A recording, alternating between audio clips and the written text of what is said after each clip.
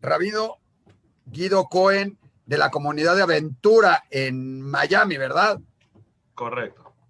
Un gusto saludarte. Nos da un placer después de haber visto las noticias. De repente nos llegó por ahí un video muy emotivo en todo este sentido sobre la vacunación. Uno, a sobrevivientes del holocausto y dos, ¿sí?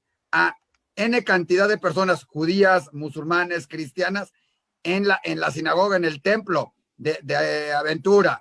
Platícanos un poco cómo surge, porque muchos dirán, ¿cómo surge el que en el templo se esté vacunando? Bueno, nosotros comenzamos con un proyecto hace más de 3 semanas de tratar de facilitarse el acceso a las vacunas a nuestros miembros más mayores de la comunidad y en general a los miembros de la zona de aventura que necesiten vacunas, porque el sistema es un sistema complicado de navegar, sobre todo para gente que no sabe entrar en internet o que no tiene el tiempo para esperar una línea telefónica o que no entiende el idioma.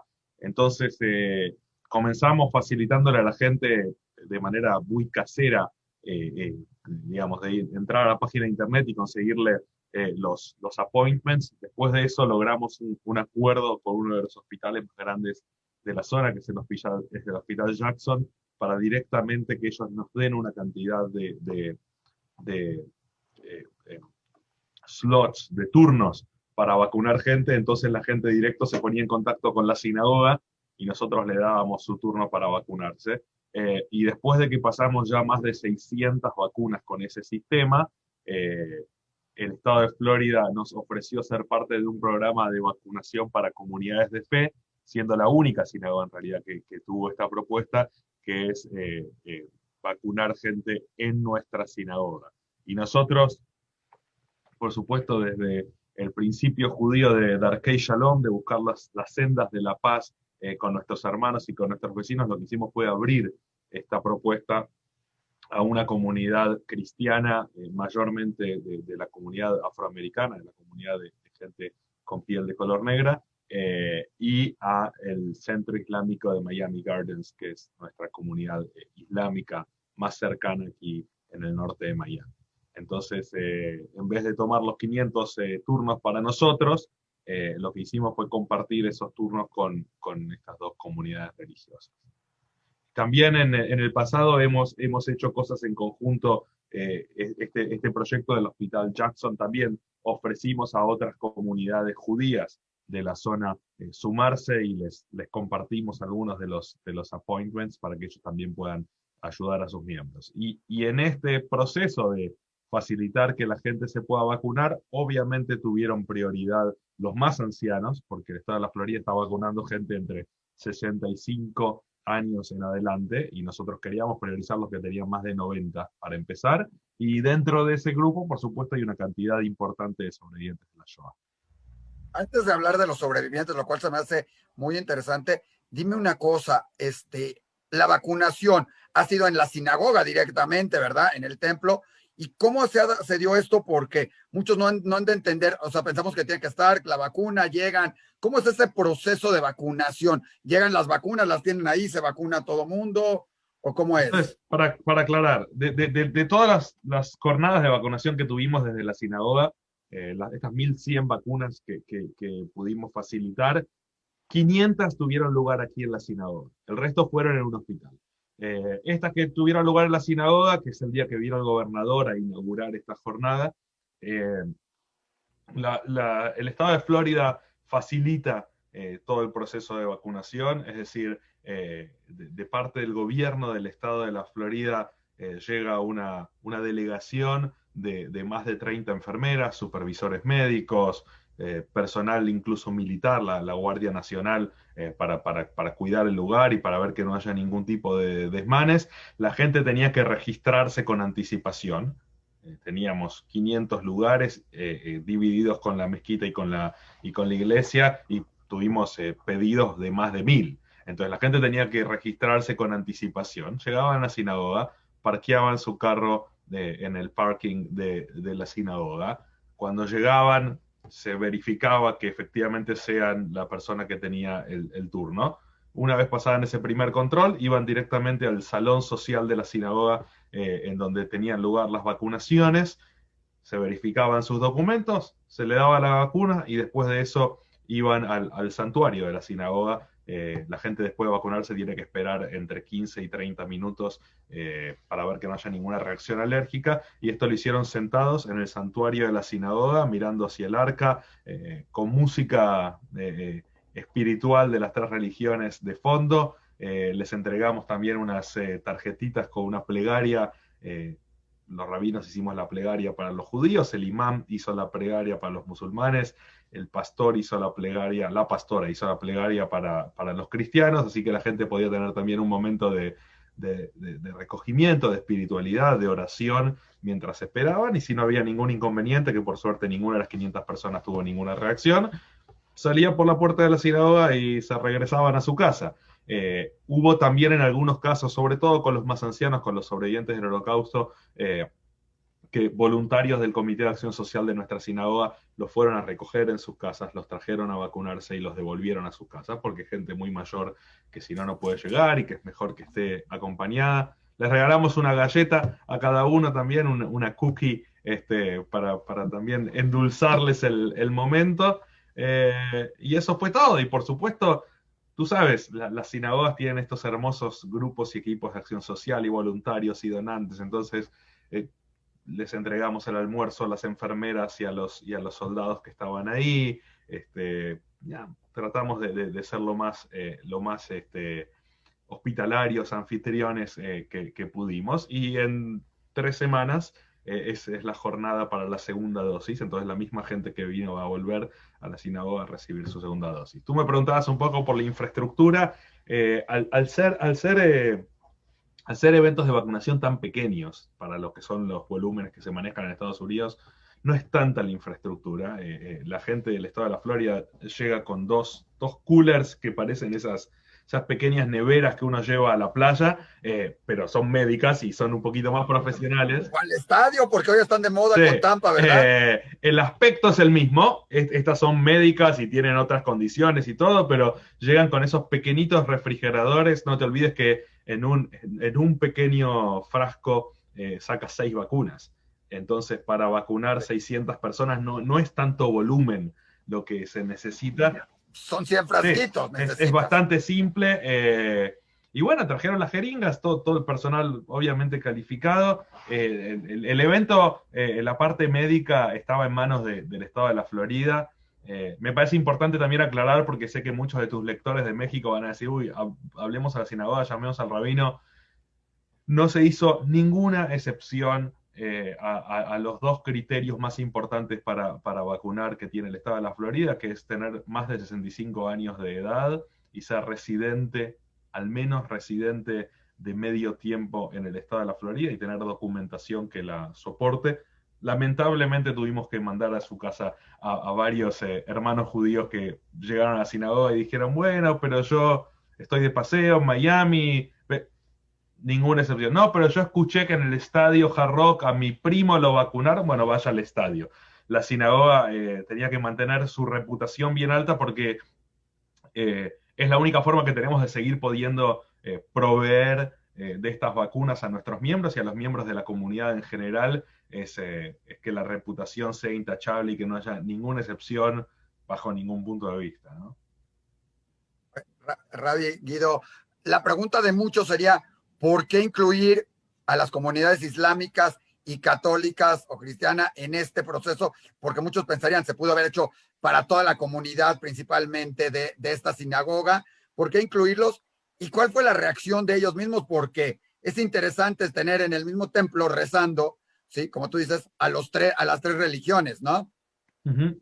Entonces, ¿por qué incluirlos? En realidad, la pregunta sería, ¿por qué no incluirlos, no? Totalmente de acuerdo.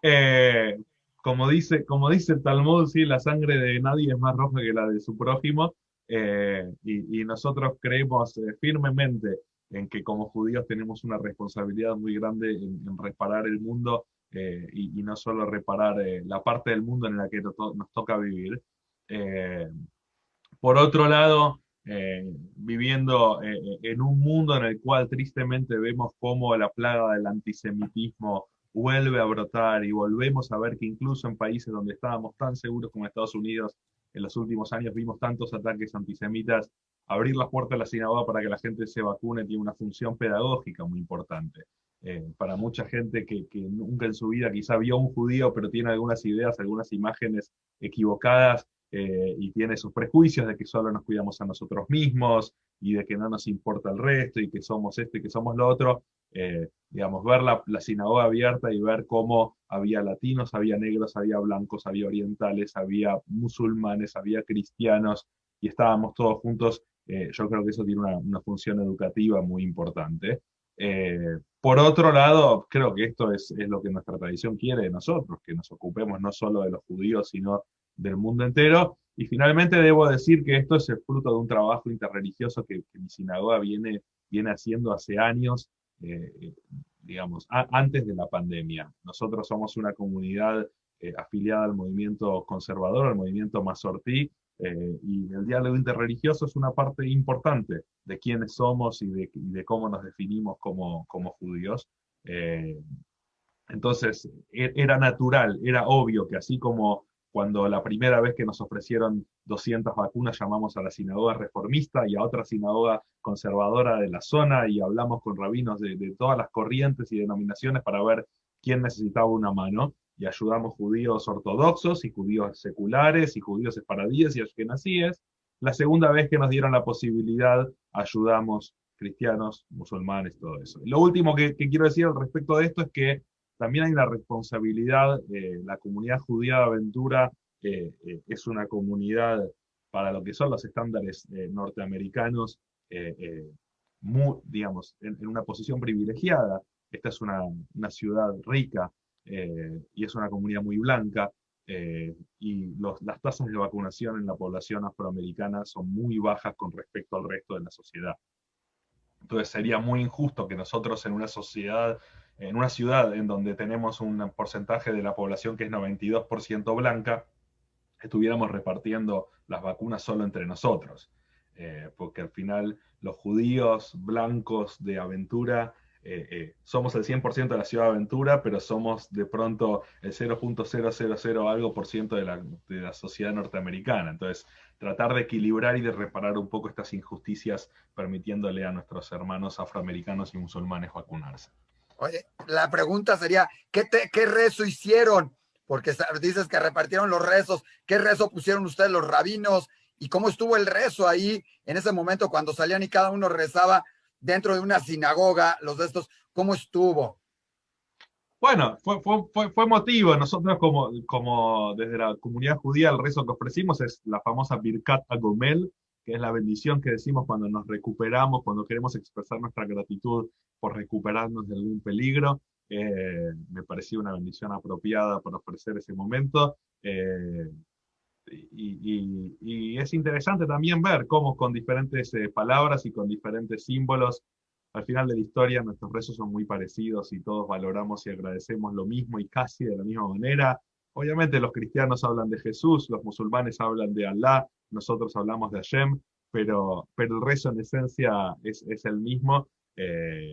Y la verdad insisto, tanto con los pastores cristianos que vinieron, como con el imán, el doctor Zambra, que es el imán de la mezquita. Tenemos una relación que ya lleva muchos años. Hemos comido muchos hummus juntos, tanto en la mezquita como en la sinagoga. Nos invitamos a nuestras cenas de fin de año.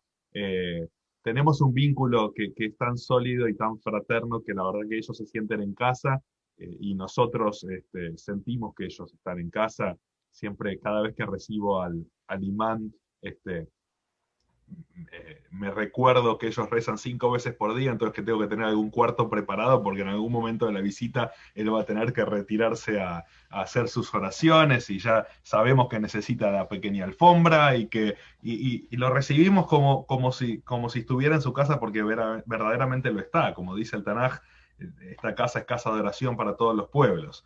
Y lo mismo las veces que fuimos ahí antes de la pandemia, hace no mucho tiempo, llevé un grupo de adolescentes al centro islámico de Miami Gardens, en épocas en las que había ciertos actos de islamofobia y había habido ataques contra otras mezquitas en Estados Unidos, fuimos a mostrar solidaridad y terminamos comiendo comida kosher en la mezquita, así que tenemos la verdad que una relación muy fraterna. Hijos, qué increíble labor, Rabino. O sea, esa parte de la fraternidad y de todas esas interrelaciones es, creo que de lo más importante, fuera de la época de la pandemia, fuera de la época de si se vacunan unos otros y todo, creo que la parte de llevar en conjunto una amistad y un entendimiento es lo que lleva a los pueblos a una mejor solución, ¿no? Y qué valioso lo que está haciendo Rabino en ese sentido.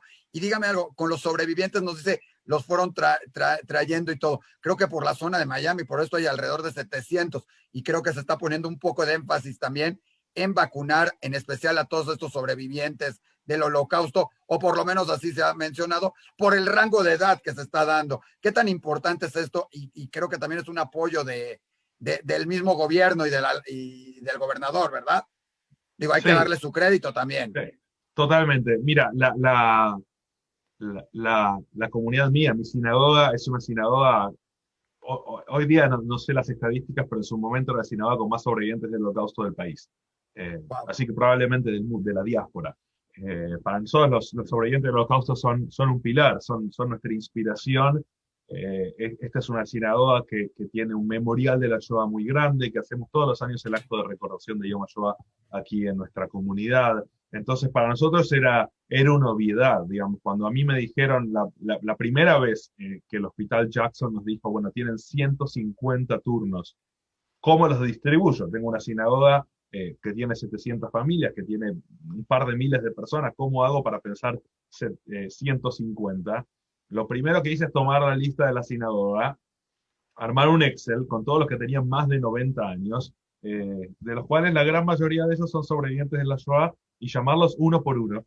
Eh, Porque con esta gente no hay enviarles un email o pedirles que se registren en un website, es llamarlos uno por uno, preguntarles si están vacunados. Casi todos decían que no, porque esto fue al puro principio de las campañas de vacunación, ofrecerles recogerlos por la casa, ofrecerles llevarlos al centro de vacunación, estar al lado de ellos cuando los vacunaban, literalmente, sosteniéndoles el brazo, empujando su silla de ruedas, y ayudándolos. La verdad que la imagen, tengo grabada la imagen de cuando un sobreviviente de la Shoah se levanta el brazo para vacunarse y tiene su número tatuado. Es muy fuerte, es muy poderoso verlos en ese acto, en ese nuevo acto de resistencia, ¿no? De decir, bueno, la muerte no es más fuerte que nosotros y el judaísmo es una tradición de vida y le vamos a ganar a cuanto desafío se nos ponga por delante. Eh, Así que sí, la verdad que eso fue maravilloso. Nosotros desde la sinagoga hemos vacunado más de 50 sobrevivientes de la Shoah.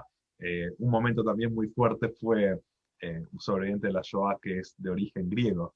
Eh, Sabes que las comunidades de Rodas, de Salónica, de Kos eran grandes joyas de la comunidad judía sefardí, y fueron totalmente exterminadas en épocas de la Shoah. Más del 80% de los judíos griegos fueron asesinados. Y este hombre, muy orgulloso de que el CEO de Pfizer es un judío de origen griego, quería estar seguro que la vacuna que le ponían era la Pfizer. Porque él conocía a la familia del tipo que hoy es el que maneja la compañía que nos está dando todas las vacunas. Así que nada, momentos, la verdad que momentos muy lindos, momentos muy fuertes. A mi esposa le tocó llevar una sobreviviente de campo de concentración, y cuando salieron de vacunarse le decía, bueno, ahora nos tenemos que ir a almorzar. Y mi esposa dice, ¿cómo estamos en una pandemia? No, yo no te voy a dejar ir a tu casa si no almuerzas. Y después de almorzar dijo, y ahora nos vamos a caminar un rato. Y finalmente, cada encuentro de un sobreviviente con alguno de nuestros voluntarios se transformó en un vínculo que va a ser duradero, que va a continuar más allá de llevarlos a la primera cita y a la segunda para vacunarse.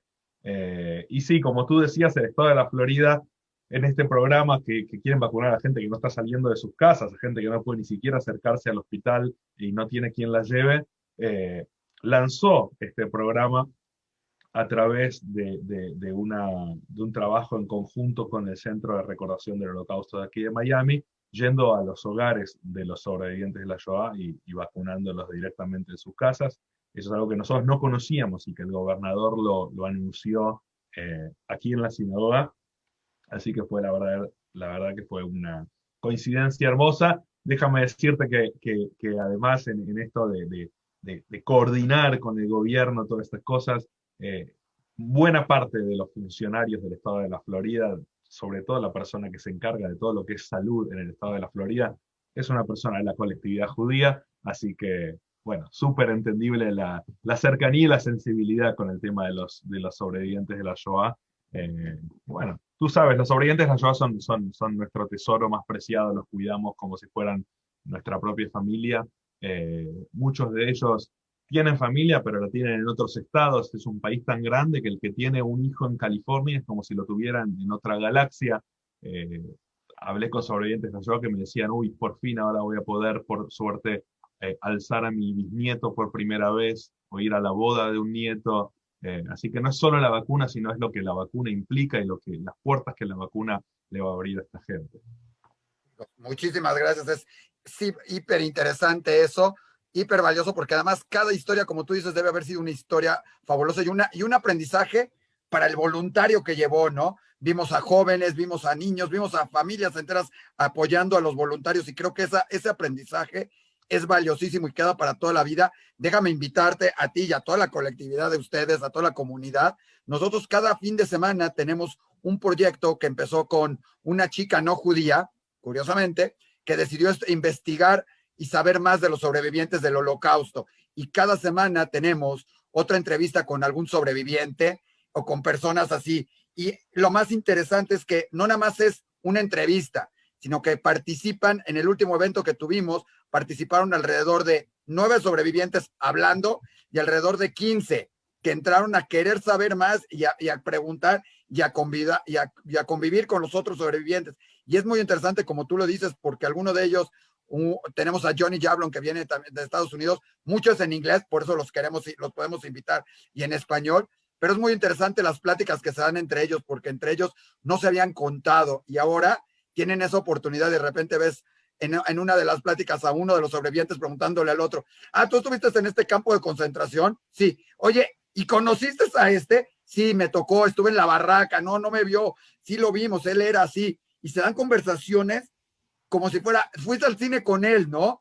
Y te enteras de cosas que no sabías del campo de concentración y de todo esto y de qué hacían y cómo estudiaban en la plática entre ellos. Entonces, si me permites, te hago la invitación y cuando tengan algunos, a todos los sobrevivientes que quieras, estamos haciendo este proyecto que se llama The Voice of the Silence para entrevistar a todos y entre más, ¿sí? En una forma más amena, buscando además llegar a un público no judío mucho de esto, que como nos dijo alguna persona la última semana, y fue interesante porque una niña de 14 años nos preguntó, nos dijo, ¿pero no es esto un invento de los medios judíos? Entonces, cuando tienes a los sobrevivientes y te dicen, no, yo viví de esto y me pasó esto, el otro, no hay palabras más convincentes que escucharlo de alguien que lo pasó y lo vivió. Y además para ellos también es interesante porque pues, les sirve de contarnos estas historias y quiero agradecértelo, invitártelo porque es algo valiosísimo lo que están haciendo ustedes. Totalmente, y me encanta escuchar de eso. Fíjate, quizá para terminar, qué pequeño que es el mundo y cuán familia somos todos los judíos, que te escuchaba hablar del trabajo que hacen con sobrevivientes del Holocausto. Yo durante muchos años viajé liderando delegaciones a Marcha por la Vida. De hecho, a la última Marcha por la Vida que tuvimos antes de la pandemia, llevé un grupo. Y siempre veo a los mexicanos con sus delegaciones tan grandes que nos llenan de orgullo a los latinoamericanos ver cómo la comunidad judía de México fue pionera en esto de llevar a todos nuestros jóvenes a la Marcha por la Vida. Y recuerdo también en una visita a México, cuando yo trabajaba para un colegio en Argentina, que me tocó viajar por trabajo a México, el Museo de la Memoria y Tolerancia, Claro. que es modelo, que es verdaderamente modelo de cómo debemos recordar la Shoah y cómo debemos mostrarla a los que no son judíos, para que entiendan lo singular y lo especial de la Shoah, pero por otro lado, que entiendan que es algo de que nadie está inmune de esto. Y lo otro, para finalizar con una nota optimista, la semana pasada me llama una querida judía mexicana, que es Sara Briman, la reina de las Jalot. La reina de las Jalot, amiga nuestra de Diario Judío. Y me dice, Sara, estoy aquí en Miami y tengo 10 jalot que acabo de amasar y no tengo a quién llevárselas. y le dije, Sara, me las traes a la sinagoga y yo me encargo, y 10 sobrevivientes de la Shoah, de estos que recibieron su vacuna el miércoles pasado, la segunda dosis a través de nosotros, el viernes tuvieron en su cena de Shabbat la jalot de mi querida Sara Briman. Así que Pues la qué jalá comunidad les judía estuvo de tocó. alguna manera presente a través de las manos de Sara en esta mitzvah enorme de vacunar a los sobrevivientes de la Shoah. Espero que también les toque en algún momento a las comunidades islámica y a la cristiana de estas jalot, por lo menos para que vean lo que es delicioso, lo que hace Sara, y les vas dando todo esto. Y gracias por toda su labor. Yo sé que no nada más es tuya, Rap, sino de todo el equipo de trabajo de Aventura y del gobierno y de todo esto. Y ojalá se pueda seguir y no se quede nada más en estas 1,100 vacunas o en estas vacunas, sino se puedan hacer mucho más por toda la comunidad, no nada más judía, sino como dijimos, islámica, y cristiana, afroamericana, etcétera, que están alrededor de todos ustedes y a los que podamos ayudar, qué mejor que se pueda hacer, ¿no? Totalmente, totalmente. Esta mañana ya acabo de organizar otras 100 vacunas que vamos a dar esta semana en el Hospital Jackson, y ya estamos trabajando en la segunda jornada de vacunaciones en la sinagoga, así que sí, vamos por más. Todavía nos falta vacunar a los jóvenes, nos falta vacunar a la gente de nuestra edad, a los menores de 65, así que seguiremos trabajando hasta que podamos volver a abrir la sinagoga, hasta que podamos volver a llenar la sinagoga de almas, de personas, y volver a nuestra vida normal.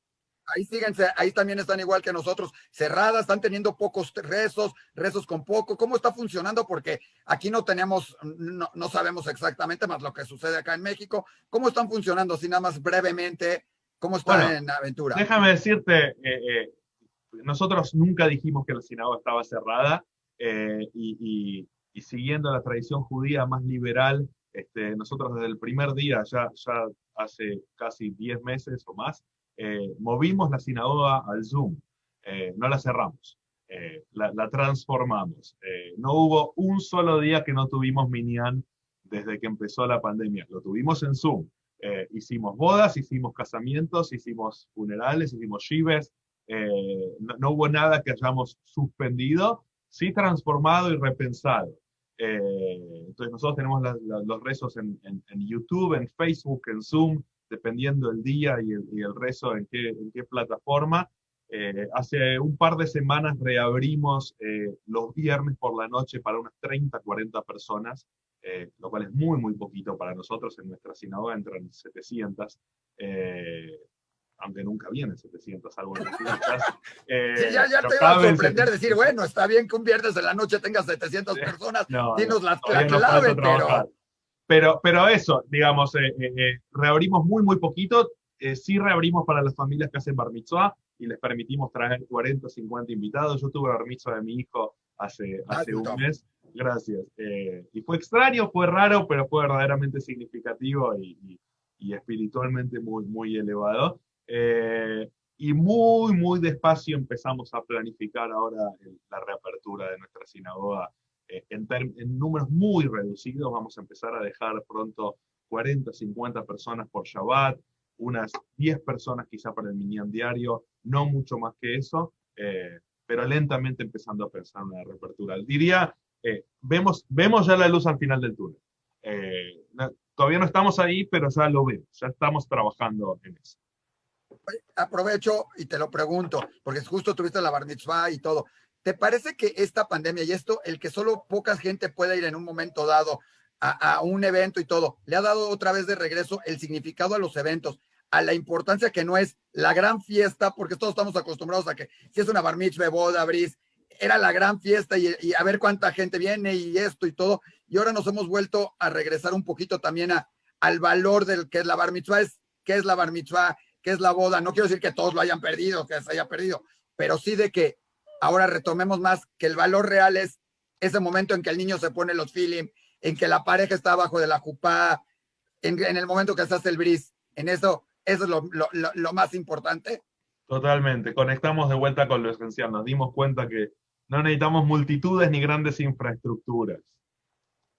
Pues muchísimas gracias. Gracias por todo esto. Seguiremos en contacto con ustedes. Además, qué bueno que nos dices que tienen los rezos y todo. Para la gente que quiere saberlo y está en Miami, está en México, está de todo y quiera seguir un rezo, pues ahí están. Hoy esa es una gran ventaja. Podemos seguir los rezos y acoplarnos a los horarios de cualquier lugar del mundo para no hay excusa. Acompañarlos. No hay excusa para decir que uno no se suma a un templo, porque esté donde esté, con tener un teléfono, una computadora puede conectarse. Pues muchísimas gracias, que sigan los buenos gracias noticias, los buenos resultados y muchísimas gracias. Que siempre compartamos buenas noticias. Igualmente, gracias. Amén.